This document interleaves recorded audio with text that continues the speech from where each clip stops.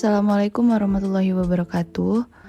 Kami dari kelas Mandiri B akan menjelaskan tentang negosiasi nilai-nilai budaya dalam pernikahan campuran kebangsaan Indonesia menuju masyarakat 5.0.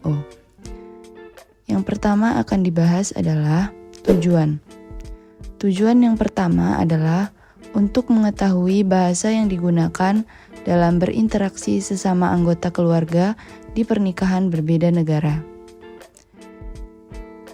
Yang kedua, untuk mengetahui persepsi para perempuan tentang pernikahan campuran yang dijalani. Yang ketiga, untuk mengetahui cara orang tua berbeda budaya dalam mendidik anak-anak mereka dari hasil pernikahan campuran menuju masyarakat 5.0. Selanjutnya adalah latar belakang. Indonesia yang telah terintegritas di dalam ekonomi global, akibatnya banyak orang yang berwarga negara asing bekerja di Indonesia yang angkanya mencapai 68,7 ribu, sehingga tak sedikit juga dari mereka yang menikah dengan wanita Indonesia. Karena semakin banyaknya pernikahan campur di Indonesia, maka didirikanlah organisasi sosial bernama Perca atau Perkumpulan Perkawinan Campur yang didirikan pada tahun 2008 yang memiliki anggota sebanyak 1.175 orang. Baik, selanjutnya saya akan menjelaskan pengertian dari perkawinan campuran. Perkawinan campuran adalah perkawinan antara dua orang yang di Indonesia yang tunduk pada hukum yang berbeda. Perkawinan ini dapat melibatkan perbedaan agama, kewarganegaraan, dan golongan penduduk. Dalam Undang-Undang Nomor 1 Tahun 1974 tentang perkawinan, perkawinan campuran didefinisikan sebagai perkawinan antara dua orang yang di Indonesia yang tunduk pada hukum yang berlainan, karena perbedaan kewarganegaraan dan salah satu pihak berkewarganegaraan Indonesia. Perkawinan campuran dapat mengacu pada perbedaan budaya agama dan perbedaan negara. Untuk memastikan bahwa anak hasil perkawinan campuran tidak terbebani, perkawinan campuran memerlukan diskusi mendalam mengenai hak-hak dan kewajiban orang tua terhadap anak, agama yang akan dianut oleh anak, serta cara memelihara nilai-nilai dari kedua belah pihak. Perlindungan hukum dan pemenuhan syarat-syarat perkawinan juga krusial untuk kepastian anak. Perkawinan campuran di ASEAN. Perkawinan campur di ASEAN harus memperhatikan identitas ras. Perkawinan campur menurut pasal 57 Undang-Undang Perkawinan Pemerintahan Indonesia mendefinisikan bahwa perkawinan campuran adalah perkawinan antara dua orang di Indonesia yang tunduk pada hukum yang berbeda. Salah satu teori yang digunakan untuk menjelaskan mengapa orang cenderung menikah dengan orang yang memiliki kesamaan latar belakang adalah teori pertukaran sosial. Selanjutnya, dengan semakin banyaknya perkawinan campur, maka ditemukanlah organisasi sosial yang dilakukan oleh masyarakat yang melakukan perkawinan silang tersebut. Nama organisasinya adalah Perca, yang merupakan singkatan dari perkawinan campuran.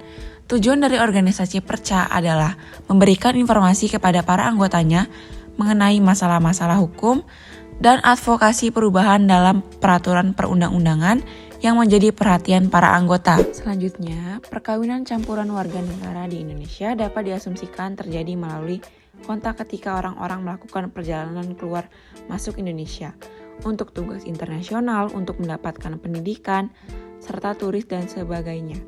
Walaupun beberapa orang dalam perkawinan campuran berkewarganegaraan di luar negeri, yang menjadi perhatian khusus kita saat ini adalah perkawinan yang berlangsung di Indonesia. Negara tidak secara sistematis melacak jumlah pasangan asing di Indonesia atau jumlah total orang asing di Indonesia. Selanjutnya yaitu identitas transnasional dan hubungan negara masyarakat dengan perkawinan campuran.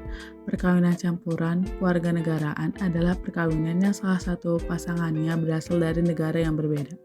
Perkawinan campuran antara agama, suku, ras, atau dalam lintas batas negara. Dengan adanya peluang perjumpaan yang timbul dari migrasi, perkawinan campuran telah dipraktikkan dan dilarang dalam upaya mengontrol masyarakat. Lalu berikutnya ada 3 kategori yang mencerminkan komunikasi lintas budaya dalam pernikahan campuran. Yang pertama ada bahasa dalam komunikasi keluarga. Dalam keluarga, anggota keluarga dapat menggunakan berbagai bahasa untuk berkomunikasi. Sebagai contoh, ayah dan ibu mungkin berbicara dalam bahasa Inggris, sementara ibu berkomunikasi dengan anak-anaknya dalam bahasa Indonesia. Sementara itu, ayah dan anak-anaknya menggunakan bahasa Inggris dalam kehidupan sehari-hari jika mereka berasal dari Amerika. Nah, pada tahun-tahun awal, anak-anak mungkin mengalami kebingungan karena harus menguasai banyak bahasa. Sebagai contoh, seorang anak mungkin merasa kesulitan berbicara karena memiliki banyak bahasa dalam pikirannya. Nah, pernikahan campuran antar warga negara Indonesia bisa terjadi karena mereka memiliki hubungan melalui pengalaman dalam dan luar negeri, seperti tugas internasional, pendidikan, pariwisata, dan lainnya. Namun, data mengenai jumlah pasangan asing yang menjadi warga negara Indonesia tidak tersedia. Oleh karena itu, ketika kita membahas identitas transnasional Indonesia, kita harus menghindari pertanyaan mengenai dampaknya.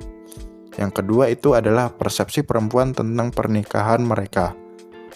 Perempuan memiliki pandangan yang beragam tentang pernikahan mereka. Mereka berusaha untuk menyesuaikan diri dengan budaya suami mereka sambil tetap mempertahankan agama mereka seperti Islam. Tentu saja ada berbagai tantangan adaptasi yang mungkin timbul dalam konteks pernikahan ini. Itu ada mendidik anak-anak hasil pernikahan campuran dalam era 5.0.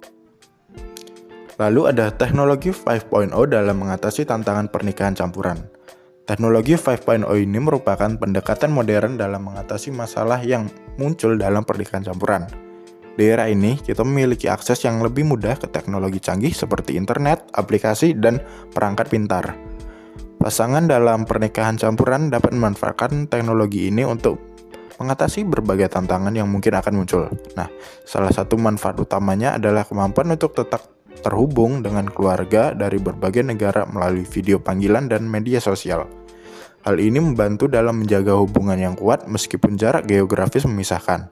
Selain itu, pasangan dapat memanfaatkan sumber daya online untuk lebih memahami budaya dan tradisi masing-masing. Misalnya seperti aplikasi penerjemah juga sangat membantu jika pasangan berbicara dalam bahasa yang berbeda. Nah, teknologi 5.0 ini memungkinkan pasangan berbagi pengalaman mereka dengan komunitas daring yang serupa. Mereka dapat menemukan dukungan, saran, dan inspirasi dari orang-orang yang menghadapi situasi yang serupa. Semua ini membantu pasangan dalam pernikahan campuran untuk mengatasi perbedaan budaya dan bahasa yang dengan lebih baik. Dengan demikian, teknologi modern tidak hanya berfungsi sebagai alat praktis, tetapi juga sebagai sarana untuk memperkuat hubungan dan memahami perbedaan dalam pernikahan campuran. Ini adalah contoh bagaimana teknologi 5.0 dapat memainkan peran penting dalam mendukung hubungan antar budaya di era sekarang. Jadi, kesimpulan dari materi yang telah kita bahas tadi adalah perkawinan campur yang melibatkan perbedaan keyakinan, agama, kebangsaan, dan asal keturunan dapat menimbulkan hambatan. Komunikasi antar budaya memainkan peran kunci dalam mengatasi konflik yang mungkin akan muncul. Dengan berkomunikasi terbuka dan menghargai perbedaan, pasangan dapat memahami satu sama lain. Pentingnya komunikasi ini juga mencakup peran orang tua yang perlu menjaga komunikasi terbuka dengan anak-anak mereka, membahas nilai-nilai dan tradisi secara mendalam. Melalui pemahaman budaya dan kesadaran akan nilai-nilai universal, perkawinan campur dapat menjadi panggung untuk merangkul keberagaman dalam era masyarakat yang semakin terhubung dan maju. Baik, mungkin itu saja yang dapat kami sampaikan mengenai materi negosiasi nilai-nilai budaya dalam pernikahan campuran kebangsaan Indonesia menuju masyarakat 5.0. Mohon maaf jika terdapat kekurangan dalam penyampaian. Sekian, terima kasih. Wassalamualaikum warahmatullahi wabarakatuh.